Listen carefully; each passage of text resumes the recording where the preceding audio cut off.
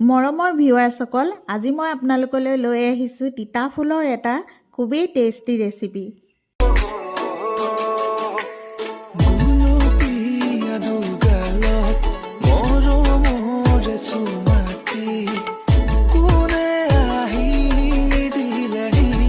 অইলখিনি গৰম হ'বলৈ দিলোঁ, তাৰপিছতে পিঁয়াজ, জলকীয়া, নিমখ, হালধি ভাজি ল'লোঁ। তাৰপিছতে কাটি ৰখা আলু কেইডোখৰ ভালকৈ ধুই ল'লোঁ আৰু এড কৰি দিলোঁ।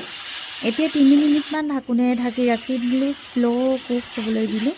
শ্ল' কুকটো বহুত টেষ্টি হয়। তাৰপিছতে এড কৰিছোঁ তিতা ফুলখিনি। তিতা ফুলখিনিও প্ৰায় 2 মিনিটমান সময় ঢাকোনেৰে ঢাকি ৰাখি দিম। গেছটো ল' ফ্লেমত দি তাৰপিছতে এড কৰি দিছোঁ ধুই ৰখা শুকান মাছকেইটা। আৰু শুকান মাছৰ লগত এনেকৈ তিতা ফুল আলুৰ লগত ভাজি খাই চাবচোন, বিৰাট টেষ্টি হয়, দেখিবলৈ বিৰাট লোভনীয় হৈছে। আজিলৈ